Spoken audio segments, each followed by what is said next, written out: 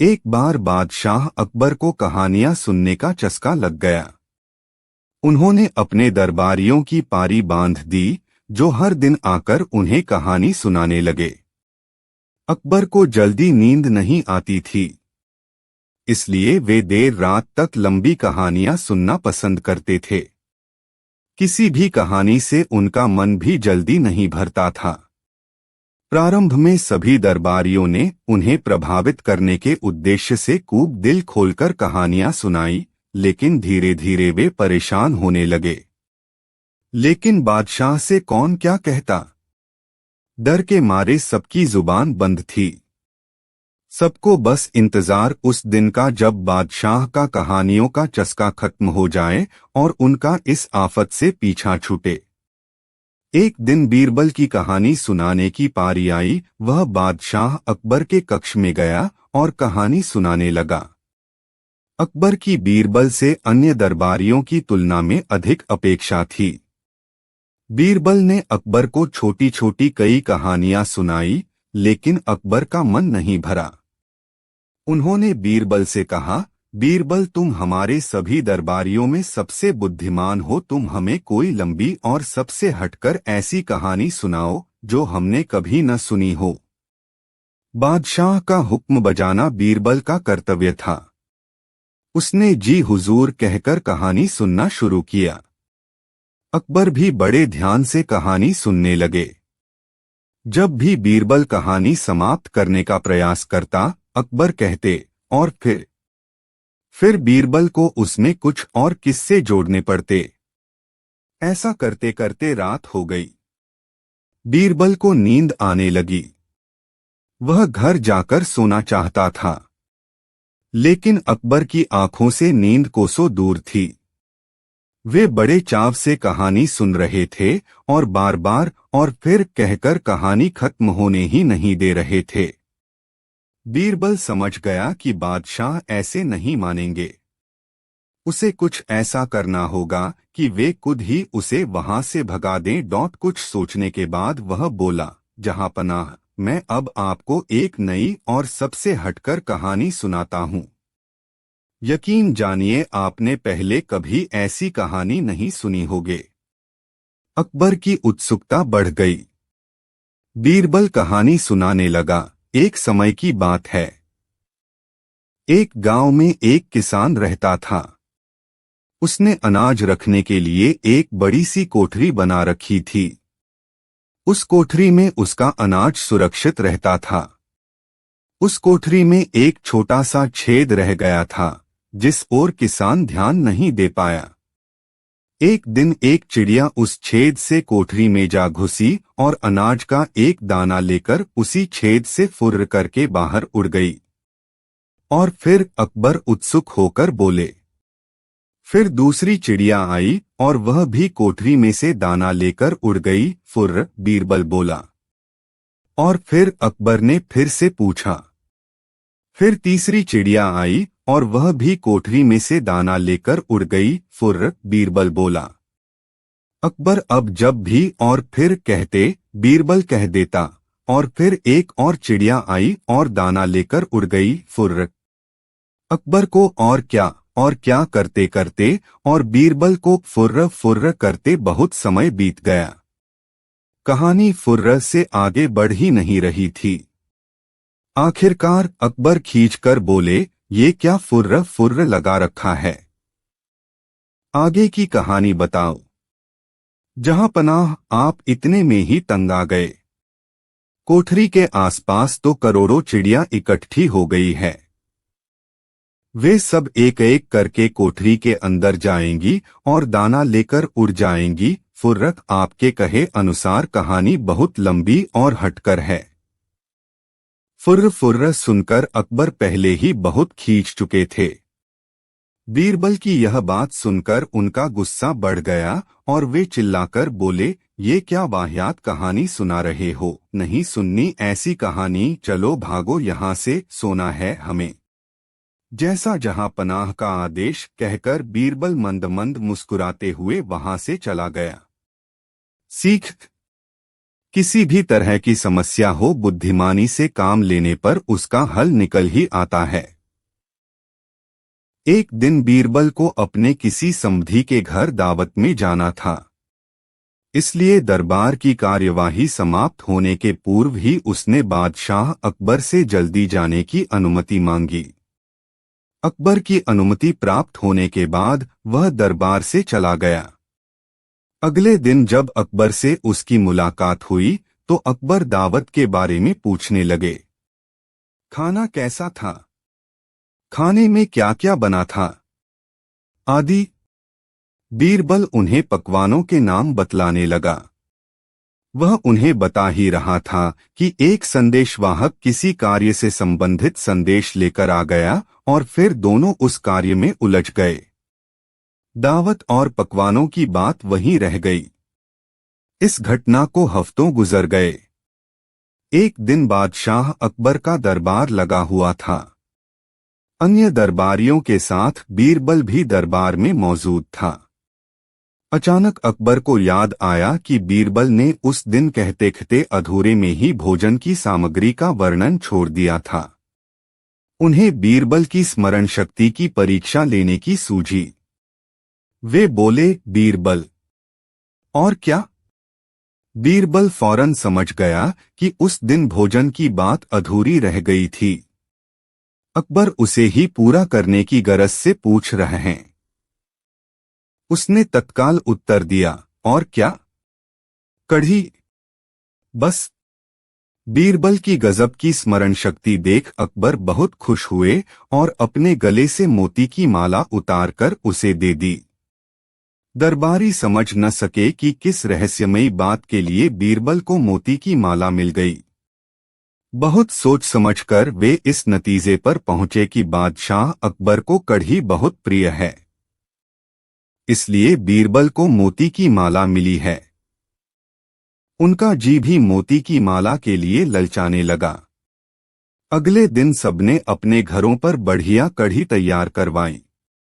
उसे बनाने में किसी किस्म की कमी नहीं की गई। उस दिन सब अपने साथ कढ़ी की हांडी लेकर दरबार पहुंचे। उन्होंने अकबर के सामने अपनी अपनी हांडी रख दी। अकबर को समझ नहीं आया कि उन हांडियों में क्या है। उन्होंने दरबारियों से पूछा, क्या है इनमें और इन्हें मेरे सामने क्यों लाए हो? दरबारियों ने उत्तर दिया, जहांपनाह, हम आपके लिए अपने अपने घरों से कढ़ी बनवाकर लाए हैं। कल आपने बीरबल द्वारा कढ़ी कहने पर खुश होकर उसे मोती की माला दे दी थी। हमें लगा कि आपको कढ़ी बहुत पसंद है, इसलिए आज आपकी सेवा में कढ़ी हाजिर हैं। दरबारियों की बेवकूफी देख अकबर तिलमिला उठे और आवेश में आकर सबको कैद में डालने का हुक्म दे दिया। वे बोले, तुम लोग बस नकल करना जानते हो, दिमाग का सही इस्तेमाल तो तुम्हें आता ही नहीं है, इसलिए तुम सबको यही सजा मिलनी चाहिए। दरबारियों अकबर के सामने नतमस्तक हो गए। वे क्षमा याचना करने लगे। तब अकबर अपना हुक्म वापस लेते हुए बोले, कसम खाओ कि आइंदा बिना समझे बूझे किसी की नकल नहीं करोगे। सबने कान पकड़ लिए कि आगे से ऐसा कभी नहीं होगा। एक बार शहंशाह अकबर अपने साथ बीरबल को शिकार पर ले गए। उनके साथ सेना की एक टुकड़ी और कुछ सेवक भी थे। शिकार करके कुछ एक दिनों में अकबर लौटने लगे। तभी रास्ते पर एक गांव को देखकर बादशाह के मन में उसके बारे में जानने की इच्छा जगी। उन्होंने तुरंत अपने साथ आए बीरबल से पूछा कि क्या तुम इस गांव के बारे में कुछ जानते हो? मुझे इस जगह के बारे में जानना है। बीरबल ने जवाब दिया, शहंशाह, मुझे भी इस गांव के बारे में कुछ नहीं पता है। अपने राज्य के इस गांव की तरफ मैं भी पहली बार ही आया हूं। आप यहाँ के बारे में जानना चाहते हैं तो मैं किसी से पूछकर बताता हूं। तभी बीरबल की नजर एक आदमी पर पड़ी। उन्होंने उसे अपने पास बुलाकर पूछा, भाई, क्या तुम इसी गांव के रहने वाले हो? अगर हाँ तो इस गांव के बारे में मुझे सब कुछ बता दो। यहाँ सब बढ़िया तो चल रहा है न। वो आदमी बीरबल के सवालों का जवाब दे ही रहा था कि उसकी नजर बादशाह पर पड़ गई। उसने उन्हें पहचान लिया। फिर बोला कि साहब, आप लोगों के राज में यहाँ कुछ खराब कैसे हो सकता है?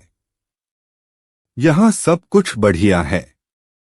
तब बादशाह ने उससे पूछा, तुम्हारा नाम क्या है? उस व्यक्ति ने जवाब में कहा, मेरा नाम गंगा है। बादशाह फिर बोले, पिता का नाम? जवाब मिला, जमुना। इतना सुनकर बादशाह ने पूछा कि फिर तो जरूर तुम्हारी माँ का नाम सरस्वती होगा। उसने कहा, नहीं हुजूर, मेरी माँ का नाम नर्मदा है। इन सभी बातों को सुनकर बीरबल को हंसी आ गई और उन्होंने मजाकिया अंदाज में कहा, बादशाह, अब यहाँ से आगे बढ़ना सही नहीं है। यहाँ सारी नदियां हैं। आपके पास नाव भी नहीं है तो आगे मत जाइए। आगे बढ़ने के लिए नाव का होना जरूरी है, नहीं तो डूबने का डर बना रहेगा और यहाँ ज्यादा देर रुके तो सब कुछ बह जाएगा। बीरबल की यह बात सुनकर बादशाह को भी जोर से हंसी आ गई। वो व्यक्ति भी बीरबल का मजाक सुनकर मुस्कुराते हुए वहां से चला गया। कहानी से सीख, हर दम व्यक्ति को गंभीर रहने की जरूरत नहीं होती है। हंसिंजा। एक बार की बात है जब बादशाह अकबर गहरी नींद से अचानक उठ गए और फिर रात भर सो नहीं सके। वो बहुत परेशान थे क्योंकि उन्होंने अजीब सा सपना देखा था जिसका मतलब वो समझ नहीं पा रहे थे। उन्होंने देखा कि उनके एक के बाद एक सारे दांत गिरते चले गए और आखिर में सिर्फ एक ही दांत बचा। इस सपने से वह इतने चिंतित हुए कि उन्होंने इसके बारे में सभा में चर्चा करने के बारे में सोचा। अगले दिन सभा में पहुंचते ही अकबर ने अपने विश्वसनीय मंत्रियों को सपना सुनाया और सभी से राय मांगी। सभी ने उन्हें सुझाव दिया कि इस बारे में किसी ज्योतिष से बात करके सपने का मतलब समझना चाहिए। बादशाह को भी यह बात सही लगी। अगले दिन उन्होंने दरबार में विद्वान ज्योतिषों को बुलवाया और अपना सपना सुनाया। इसके बाद सभी ज्योतिषों ने आपस में विचार विमर्श किया। फिर उन्होंने बादशाह से कहा, जहांपनाह, इस सपने का एक ही मतलब निकलता है कि आपके सभी रिश्तेदार आपसे पहले ही मर जाएंगे। ज्योतिषों की यह बात सुनकर अकबर को बहुत गुस्सा आया और उन्होंने सभी ज्योतिषों को दरबार से जाने का आदेश दिया। उन सभी के जाने के बाद बादशाह अकबर ने बीरबल को बुलाया और कहा, बीरबल, तुम्हारे अनुसार हमारे सपने का मतलब क्या होगा? बीरबल ने कहा, हुजूर, मेरे हिसाब से आपके सपने का मतलब यह था कि आपके सभी रिश्तेदारों में से आपकी उम्र सबसे ज्यादा होगी और आप उन सभी से ज्यादा समय तक जीते रहेंगे। इस बात को सुनकर बादशाह अकबर बहुत खुश हो गए। वहां मौजूद सभी मंत्रियों ने सोचा कि बीरबल ने भी ज्योतिषों की ही बात को दोहराया है। इतने में बीरबल ने उन मंत्रियों से कहा कि देखो, बात वही थी, बस कहने का तरीका अलग था। बात को हमेशा सही तरीके से सामने रखा जाना चाहिए। मंत्रियों को इतना कहकर बीरबल सभा से चले गए। कहानी से सीख, किसी भी बात को बोलने का एक सही तरीका होता है। विचलित करने वाली बात को भी सही तरीके से कहा जाए तो उसका बुरा नहीं लगता। इसी वजह से बात को हमेशा सही तरीका और सलीके से रखा जाना चाहिए। एक अमीर व्यापारी ने बीरबल को अपने घर खाने पर आमंत्रित किया। वहां पहुंचने पर बीरबल ने घर में बड़ी संख्या में लोगों को देखा। फिर बीरबल व्यापारी से पूछते हैं कि राज्य के आधे लोगों को यहाँ भोजन के लिए आमंत्रित किया गया है क्या? व्यापारी ने बीरबल को कहा कि कमरे में सिर्फ एक व्यक्ति के अलावा बाकी सभी मेरे नौकर हैं। व्यापारी बीरबल से कहता है कि क्या आप बता सकते हैं कि इन सभी में से अतिथि कौन है। उसके बाद बीरबल ने कुछ सोचा और व्यापारी से कमरे में मजाक करने के लिए कहा। एक व्यक्ति को छोड़कर हर कोई व्यापारी के बुरे मजाक पर हंसता है। अब बीरबल समझ जाते हैं कि जो नहीं हंसा है वही व्यापारी का अतिथि है, क्योंकि व्यापारी का मजाक बेकार था और नौकर तो मालिक के किसी भी मजाक पर हंसते हैं, लेकिन अतिथि नहीं। व्यापारी पूछता है कि बीरबल ने दूसरे अतिथि को कैसे पहचाना। बीरबल ने माफी मांगते हुए खुलासा किया कि आपका मजाक बेकार था और केवल नौकर ही इस पर हंसे। अतिथि जो आपका नौकर नहीं था, इसलिए वह आपको खुश करने के लिए बाध्य नहीं था, इसलिए अतिथि ने मजाक पर कोई प्रतिक्रिया नहीं दी।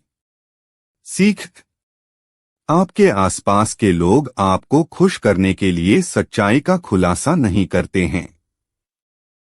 बादशाह अकबर ने बीरबल से अपनी कल्पना शक्ति का उपयोग करते हुए उनके लिए कुछ पेंट करने की मांग की। बीरबल मना कर देते हैं और अकबर से कहते हैं कि मैं चित्र बनाना या पेंट करना नहीं जानता हूं और मैं केवल एक मंत्री हूं। बादशाह को गुस्सा आता है और धमकी देते हैं कि अगर बीरबल ने एक हफ्ते में पेंटिंग नहीं बनाई तो मैं बीरबल को फांसी दे दूंगा। एक हफ्ते के बाद बीरबल राजा अकबर को एक पेंटिंग देते हैं जिसमें सिर्फ जमीन और आसमान दिख रहा था। नाराज अकबर बीरबल से पूछते हैं कि वह क्या करने की कोशिश कर रहे थे। बीरबल कहते हैं कि उन्होंने अपनी कल्पना का इस्तेमाल किया और घास खाने वाली गाय के पेंटिंग को बनाया है। बीरबल आगे बताते हैं कि उनकी कल्पना के अनुसार गाय ने घास खा ली और वापस अपने घर में चली गई। इसलिए पेंटिंग में कोई घास या गाय नहीं है और सिर्फ जमीन और आसमान दिख रहा है। अकबर बहुत खुश हुए और बीरबल को उनकी त्वरित बुद्धि के लिए पुरस्कृत किया। सीख: स्मार्ट सोच आपको किसी भी मुश्किल स्थिति से बाहर निकलने में मदद कर सकती है।